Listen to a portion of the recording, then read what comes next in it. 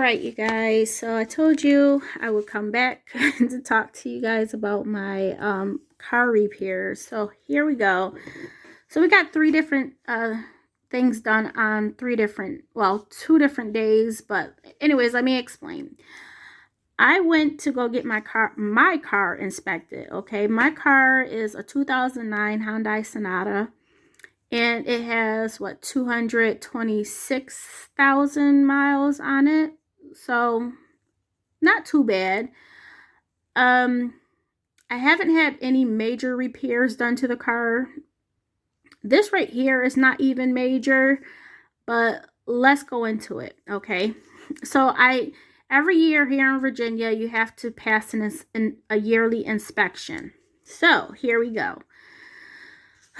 So first up, they said that my headlights needed to be restored, which was okay. If you guys know, like a lot of older cars, like the headlights kind of get foggy, so it can definitely mess with how, your beams work, on the road. So that was okay. That was like, out of this, it was like $90. Not bad, okay? And then my rear brake pads, they needed to be replaced. They were down, so that was okay. But when they were trying to replace the rear brake pads, one of my calipers were frozen.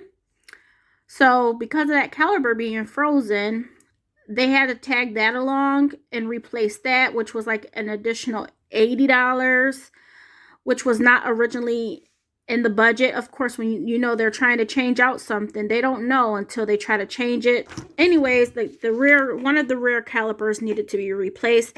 They did not charge me extra for labor, which is awesome. So I greatly appreciate that. So those three things came up to, $380.33.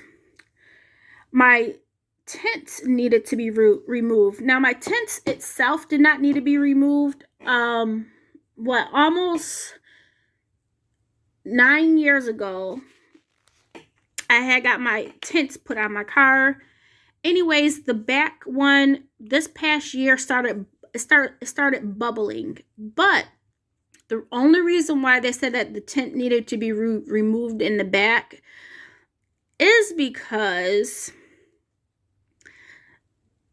when they put on the tint, they put the tint over my third brake light, which is in the window.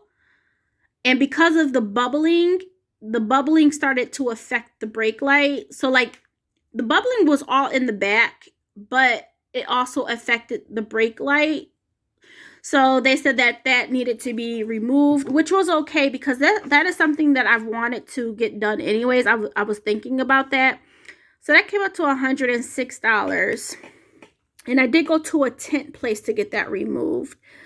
So the next thing was this. Now, this right here kind of made me mad. I'm not gonna lie. It kind of made me mad because the brake hoses were fine. Brake hoses were fine. But I needed the brackets. So back in, I think it was 2019, I did get brake hoses put on the front. But whenever they bought these brake hoses back in 2019, I don't know what hoses they bought, but those hoses did not have brackets. So my brake hoses were fine, but I needed the brackets. And with my car, the only way to get the brackets is to get the whole thing of hoses, the brake hoses and the brackets put together. I just couldn't get the brackets by itself for my car. So yeah, so you figure I paid like this. I paid around $300 and something back in 2019 for brake hoses. Brake hoses are fine this time around, but the brackets. Now you may say, Candace, how have you been passing inspection before? Now, I remember this came up in the past, okay? This did come up in the past saying that they were going to fail me for not having brackets, but it was within the same, like a company is the same, but they may have different management. I let them know that I had got brake hoses, so I showed them that in 2020, I believe it was. in 2021. So both times I showed them that I got my brake hoses done within their franchise. So they basically let me go. So I did not have to re-deal with this, because obviously if you put brake hoses on in the past, you should have did it right with the brackets. So with that being said, y'all, I'm not going to that same franchise anymore. I'm going to a brand new franchise. So yeah, I showed them the paperwork and they was like, yeah, you could try to go back to them and see if they'll pass your inspection. But, I'm to myself, I'm like, you know what, Candace, just get it done right. Eventually, what could happen is that without the brackets being there, the hoses can get worn, and then that can cause, the brake fluid to not go through or something like that, and cause my brakes to go out. So we don't want that. I'd rather get it done, the right way. So yeah, even though I paid for this for 2019, they should have did it right at the other franchise. Thus, they allowed me to pass the past 2 years. And yeah, that's that. So altogether, hopefully this all makes sense. I ended up paying $959. The ones I did not really care about that I would have wanted to do was the tint removal because of the bubbling. And it was hard, not hard, but even me looking at my rear view mirror, it was distorted. So that was something I've been talking about with or told Jamez that I wanted to get done. And then the headlight restorer, I'm happy to get that done. So that would have been like $200 that I was okay with. The brake pads, okay, you need brake pads. I'm just happy I didn't not have to get rotors. And then the caliper, hey, if it's frozen, whatever. My car drives fine, but, they say something, you get it fixed, whatever. So that's that. This right here was the big kicker that I feel like I should not have to have paid, but so be it. I'm with a new company now that I plan on just sticking with. That's what I usually like to do, stick with the same franchise, but we're going past that. So let's talk about my savings. So I know some people call it sinking funds or whatever. I just call it savings. So Jamez maintenance category, he has $300. We are not saving up for anything else. I decided to cap his savings at $300. So that's like for his clothing and stuff like that. My maintenance has $180, which I'm very shocked about. So I have $180. Our fun category has $160. This one right here is the challenge, and it says plus tax refund. So if you guys don't know, I finished up budgeting these maybe challenge. That was $400. And then from the tax refund, I had like $138 left. And I was debating what I wanted to do with that. So I decided to throw it in with this right here. And this $538 will just be for whatever. Like if me and Jamez want something and it's a little bit more costlier, this is what I will use this for. Like it's not set in stone, but it's just like money that we can basically kind of play around with. Obviously we have fun money, but this is just like if we really did want to do something, go on a nice little getaway or a nice little thing, and if we don't have enough here, we can borrow it from here without feeling guilty. One thing I will say is that the reason why I don't do sinking funds is because if I don't have enough in that category, you guys, I will feel really bad trying to pull that money from somewhere else. So I just have a big lump sum in my savings. So outside of these, this is a cash envelope, this is a cash envelope, this is a cash envelope, this is in its own savings account. This one right here, which is my rent savings, I mentioned it to you in the previous, I think, video, that I've been saving up extra money with my rent. So we have a surplus of $669, and my rent kind of runs me around $850 per month altogether. So I don't plan on saving any more for rent savings. In essence, if I did want to borrow or use this money, I can, but really just is just, you know, if a hard time comes about and I can't, because you guys know I'm part-time, um, I work part-time, so if I can't, you know, how can I say it? I can't fund the full thing, or something, I can always pull from this, but this is really just for rent only. That's what I would like to use it for. So these categories, I don't feel bad about having like caps on it or saving in these particular categories. But like everything else, like, you know, some people break it down even further into other categories. Personally, I don't do that at all.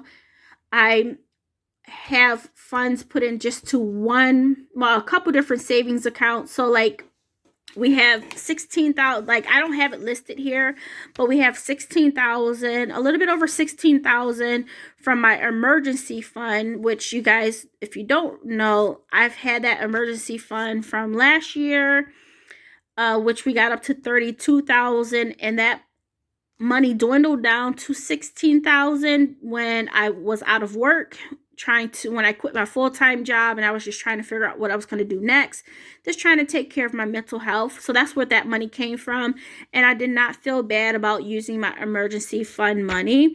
So we still have a 16,000, a little bit over 16,000 with that one. That's not written down here because I just know it's 16 something, and you guys know it too because I've always mentioned it.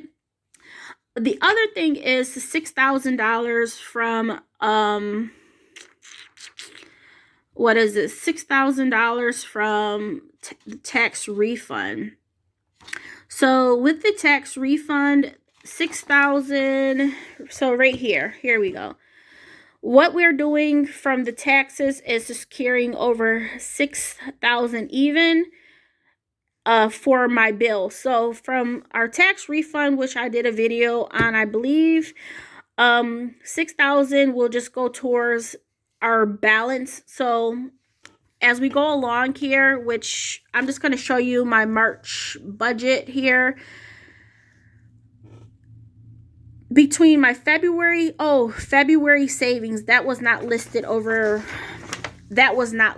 here either, because this is just savings that if a hard time comes about, we can dig into this money.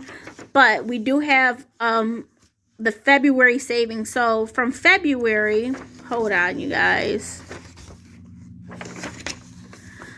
So from February, we had money left over from each paycheck. So my whole thing was like, you know what, Candace, this money from February, you'll be using that to help cover your bills going forward for the rest of this year. Hopefully, this $6,574.97 will carry me to the end of this year. I'm not too sure how this will go. We shall see, but part of my taxes went towards that. What else did I do with my tax refund? Oh, I bought tickets to oh yeah, we bought tickets to The Lion King. We'll be going seeing The Lion King this Sunday. But yeah, you guys, so I know at the end of the day, when we have to borrow money to pay or to cover our bills and, you know, these extra things here in my variable expenses, we'll be pulling from this savings. We will try not to touch any of these savings right here or our $16,000 savings. Hopefully that all makes sense.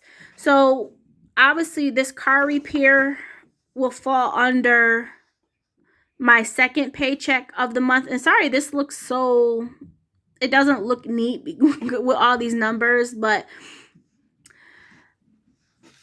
if you see with the car repair and my cash, this doesn't include the cash envelopes or my variable expenses, just these bills right here. If you guys see, I knew I was going to go for my car inspection. I was budgeting $25. Car inspection was only $20. And then I did have to register or, you know, redo Jamez's registration. So I did it for 2 years, which I was not thinking about that expense. So I did it for 2 years. That was $125. So between my car repairs and Jamez registration, you see we're a little bit over $1,000 for just the cars itself. Hopefully this all makes sense. It doesn't make sense as I'm talking, but you guys know how my brain is right now. I'm just wanting to share. So this is the money that we'll be pulling from. I obviously know that I will have to dig into this for these expenses, or especially for the car repair. So we'll see where the balance is at the end of March, or with my next paycheck, which will be March 15th. We'll see how much we'll have to borrow and where our savings is at. And hopefully the rest of this year is smooth sailing. But if it's not, you know what? We'll just roll with the punches, y'all. Roll with the punches. Thank you guys for watching. And yeah, I'll talk to you guys soon. All right, bye.